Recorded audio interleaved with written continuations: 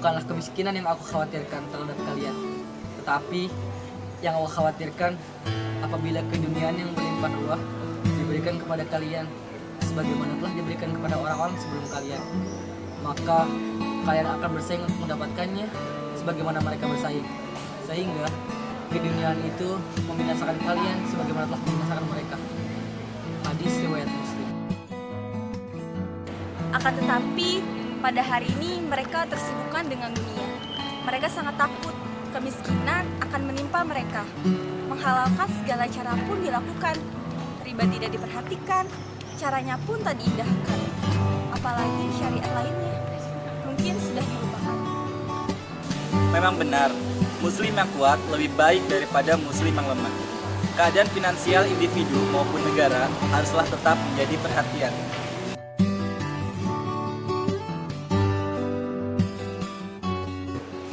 Allah berfirman di dalam Al-Quran, Aqimi sholat wa atu zakat. Dirikanlah sholat dan tunaikanlah zakat.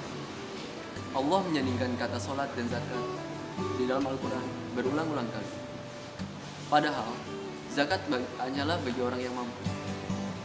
Selain itu juga Allah berfirman, dan berjihadlah dengan harta dan jiwamu di jalan Allah. Allah menyebutkan harta barulah jiwa dengan kata hubung dan, sehingga keduanya menjadi hal yang utama. Bahkan ayat terpanjang di Al-Quran pun menjelaskan tentang ekonomi, yaitu surat Al-Baqarah ayat 282.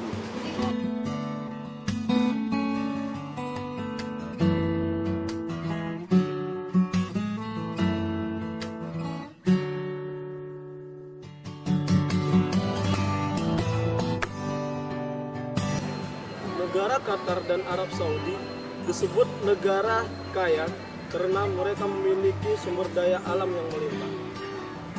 Sedangkan negara Amerika Serikat, Korea Selatan, Jepang, dan United Kingdom termasuk ke dalam golongan negara maju karena mereka memiliki sumber daya manusia yang berkualitas yang mampu menciptakan teknologi.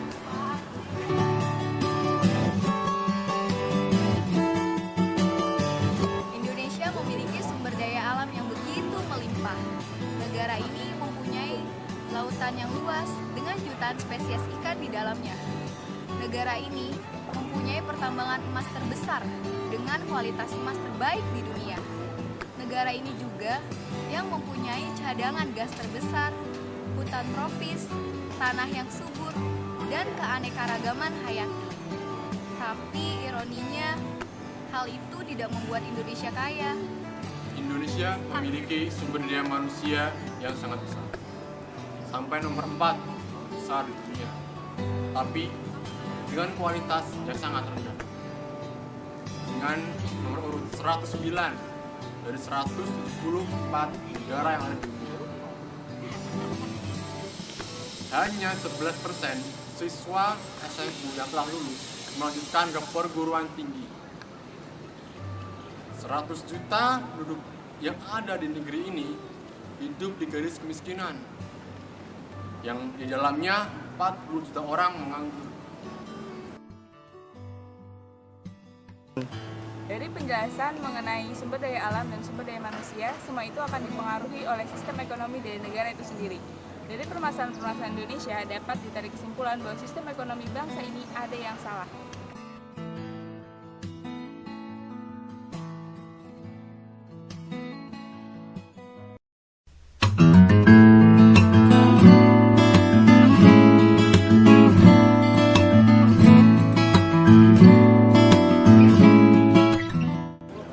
Allah Subhanahu wa Ta'ala telah memberikan modal yang besar untuk Indonesia berupa sumber daya alam yang melimpah dan sumber daya manusia yang banyak, sehingga untuk membangun Indonesia yang lebih maju, Indonesia yang lebih sejahtera, Indonesia yang lebih adil dan makmur, sumber daya alam ini harus dikelola oleh sumber daya manusia yang berkualitas dan sistem yang baik. Maka hendaknya kita membentuk insan manusia yang expert di bidang spesialisnya dan berwawasan global, memiliki kepribadian yang kokoh, mandiri, dinamis, kreatif, dan inovatif, memiliki akhlak yang baik, mengedepankan berpikir ilmiah yang dilandaskan dengan Al-Quran, dan tentunya di atas semua itu memiliki akidah yang lurus dan sesuai dengan Al-Quran dan Sunnah, yang kemudian didukung dengan sistem ekonomi syariah.